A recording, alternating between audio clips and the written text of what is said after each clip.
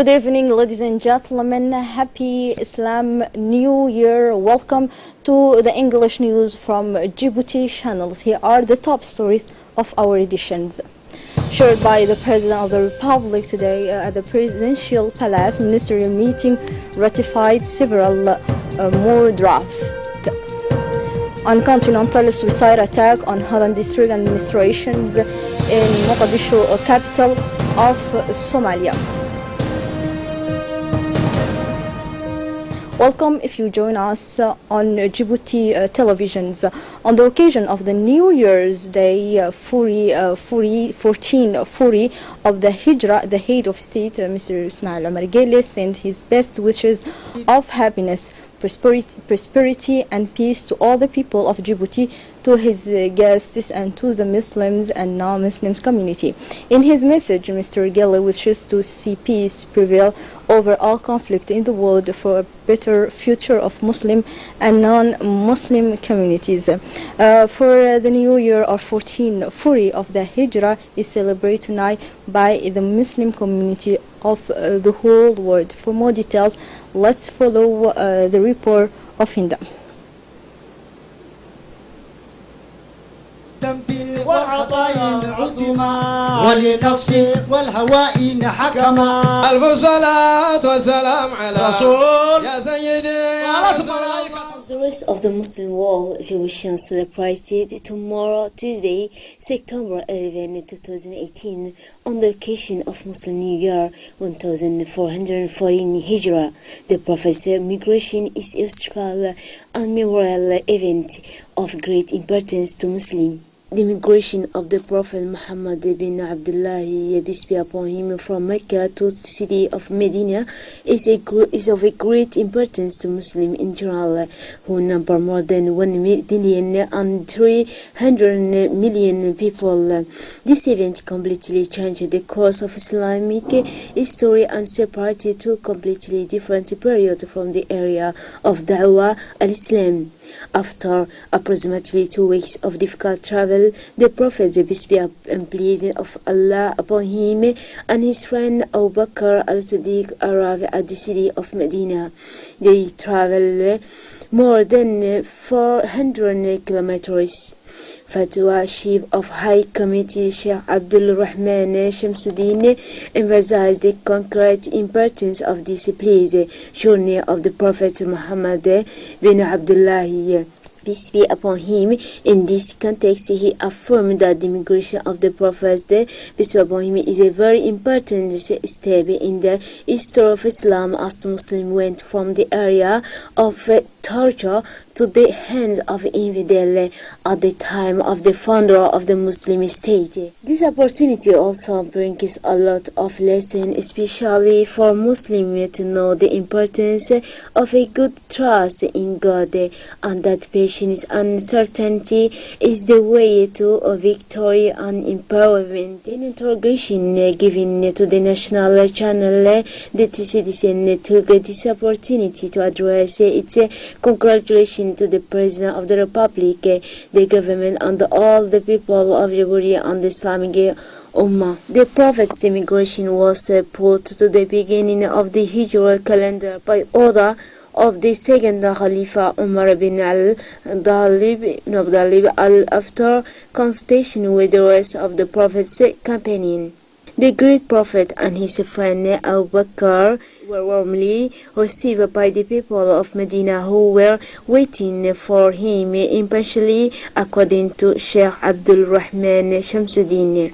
It should be noted that the immigration of the Prophet, peace be upon him, raised the voice of law as well as the Muslim then live in a dignified life, and during the immigration was laid the first brick to establish the Islamic State.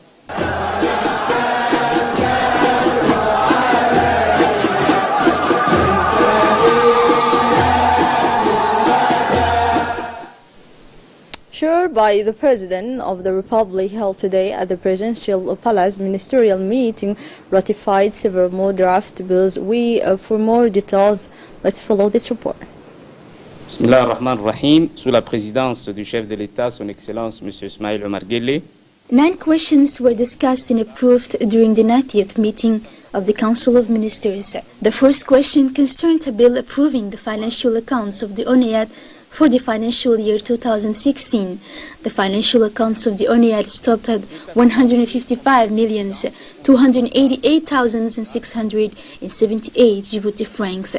These financial statements include the balance sheet, the profit and loss account, the general balance sheet, and the appendix containing the financial situation, the statement of debt, and the cash position at the closing of the accounts. During this period, investment projects were carried out with funding from donors and partners. These heavy investments of a total value of more than 16 billion mainly concern the production and transboundary supply of drinking water. The second question is related to a draft decree on the organization and functioning of the National Agency for Disabled Persons. This agency's mission is to ensure the social integration, protection, and development of disabled persons in the area of social life. It is responsible for supporting people with disabilities and their families in the exercise of their rights and duties. The third question concerns a draft decree assigning 2 parcels of land to the Ministry of the Interior. These 2 plots of 10,000 square meters will be made available to owners at the Executive Secretariat for Risk Management and Disasters. The state parcels are intended for the establishment of administrative offices for the aforementioned organizations. The fourth question is a draft decree on the allocation of a parcel of land for the benefit of the State Secretariat for Youth and Sports. This plot of 10,000 square meters is intended for the establishment of a playground. The fifth question is a draft decree allocating a plot of land for profit to the company GCACC. This parcel located at Bil'aus has an area of 15,000 square meters. As for the sixth question, is about a draft order for the partial transfer of parcel of land. This plot of 14,000 square meters worth 350 million dinars intended for the establishment of the headquarters of the Silk Road International Bank, in which constitute the share of participation in kind of the state of Djibouti to the constitution of the capital of the state bank. The seventh question is related to a draft by law concerning a parcel of land for the benefit of the Waqf Property Department, whose objective will be the construction of a mosque located at Barwaqa 2 called Al-Kawthar. The eighth question concerns a draft decree confirming the Director General of the International Airport, Mr. Mohammed Yusuf Sharmake, confirmed in his current position as Managing Director of Djibouti International Airport. The ninth question concerns a draft decree appointing an ambassador extraordinary and plenipotentiary. Mr. Idris Abdou Ali is appointed accredited ambassador to FAO. Mr. Idris Abdou Ali has the skills necessary to represent and defend in the best interests of this state. General Zakaria received this morning in his office at the General Staff of Saudi Army's Ben Ali Al-Azami. This Saudi delegation is one courtesy visit took advantage of their stay in Djibouti to meet the General. This delegation was accompanied by the ambassadors of Djibouti to Riyadh, Mr. Diyaeddin Said Ba Mahrama, and the Defense Lieutenant Colonel Ali Ismail Egal. The purpose of this courtesy visit is to strengthen the two relations between the army. Djiboutian side, the delegation was composed by the Major General Hassan Ali Kamil, advisor and head of State of Defense, Colonel Mohammed Elmi, head of Operation Divisions, and Colonel Mohammed Hassi, chief of the Artillery Corps, and Colonel Wahib Musa Khanile, commander of the Djiboutian Air Force, and the Lieutenant Colonel Ahmed Dahir Jamah, commander of the Navy, and the commander Mr. Mohammed Adawi Mohammed, commander of the Guard Code. In his interview, the general welcomed the Saudi General bin Ali Al Azami and his delegation to their second country and wishes for a Muslim New Year in advance. He welcomed the excellent relations at all levels, especially military cooperations between Djibouti and Kingdom of Saudi Arabia. As usual, the visit ended with the exchange of gifts between the two parties and the family photos.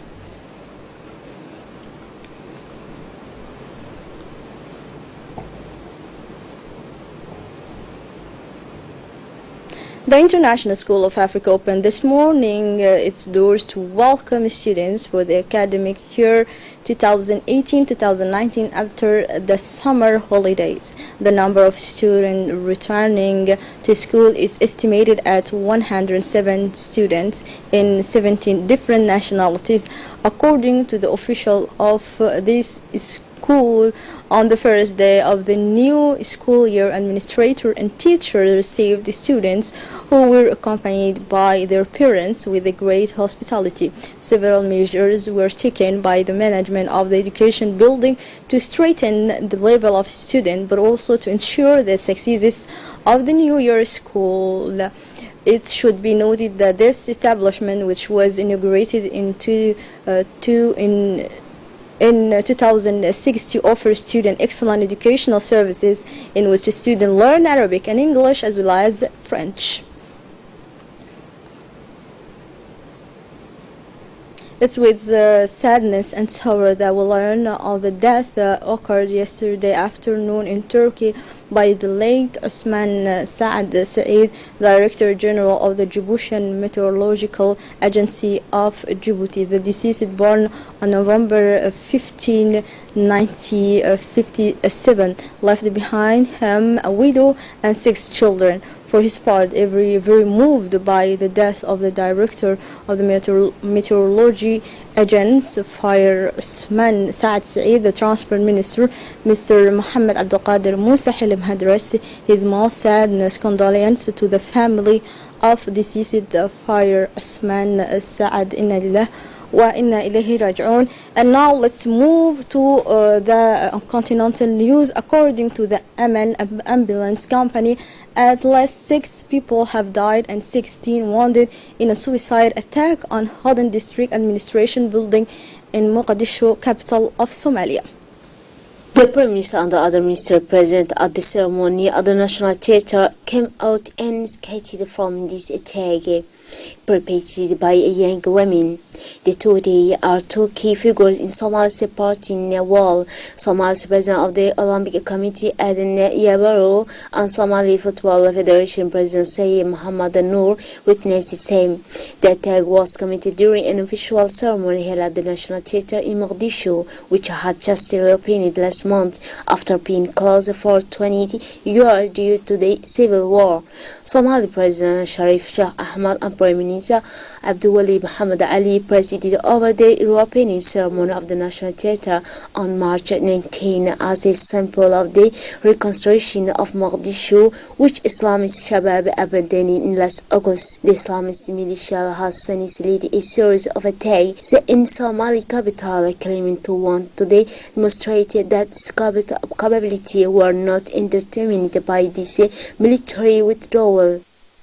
In Sudan, Operation Sawiyan, which took place from August to 26 to 30, resulted in the arrest of 12 women and 2 men during a large-scale police crackdown with Interpol, which targeted several hotspots with the city such as the international airport and open cast gold mines in the east, said in a statement the International Criminal Police Organization.